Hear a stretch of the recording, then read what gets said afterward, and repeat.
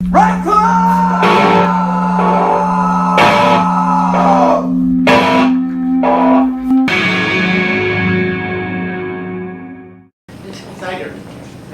most of us think of the word confined or confinement, we think of being trapped or restricted, but confine also means to contract, to squeeze, to hold something within limits. Confinement speaks to our needs as humans. Our needs are like a pyramid. The pyramid, thought of by social scientist Abraham Maslow, holds our most vital needs at the bottom, while our more advanced needs are stacked at the top. In order to thrive, we need those foundational needs met. The needs at the top include things like psychological needs, and on the top of that are self-fulfillment needs. In other words, freedom is fine, but it is nothing without confinement. We all start off as fish in our mother's womb.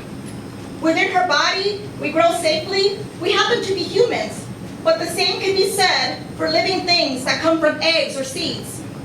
At one point in our development, we are a round thing, held safe, held within limits. All things need containment to thrive. When a baby is out of the womb, mothers swaddle those babies, try and replicate the conditions in the womb. Mothers and caregivers wrap baby firmly in blankets to keep them near their bodies, held tight to their warmth. Babies are held a lot. Babies confined in the arms of caregivers or mothers do better, and babies that aren't held and nurtured die.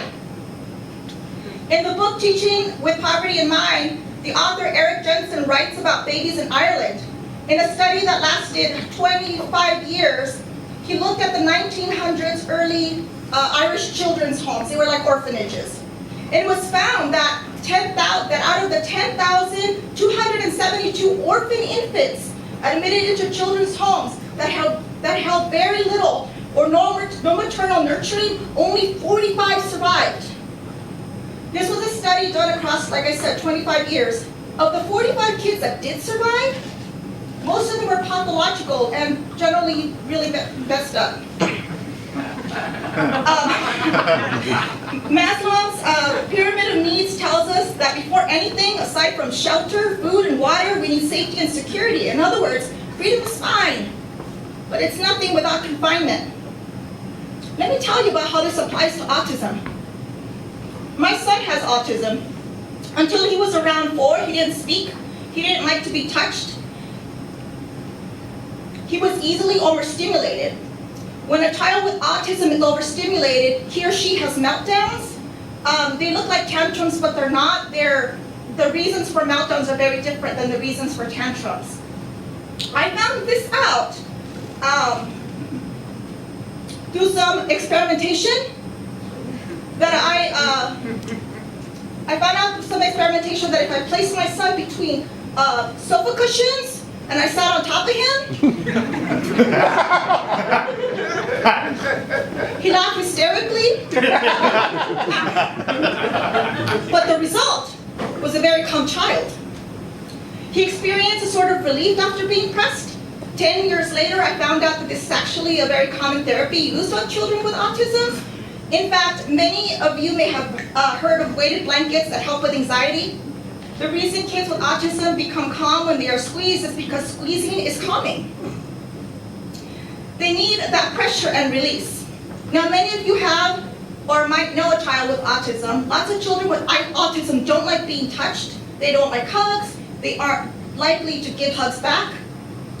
The reason for this is really quite fascinating. People with autism feel overwhelmed when they're touched. They experience touch as overstimulating or painful. But there's therapy that can help with this.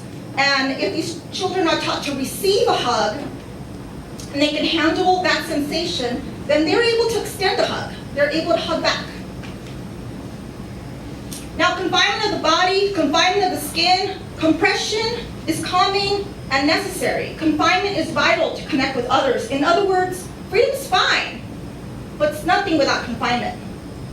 As a person who grew up in a very safe, chaotic, and violent environment, I can tell you firsthand that freedom isn't a top priority. At 5 years old, I craved the safety of routine and consistency. It is only when we have this that we can extend our nature to ask for freedom, to ask for more. I was a teenage runaway. When I wasn't running away, I looked for freedom in other ways. When I wouldn't have resorted to running away, I wouldn't have wanted freedom so badly if I'd been in a safe, loving environment. During the times when I was desperately looking for freedom, I'm glad I didn't find it. I became a book nerd.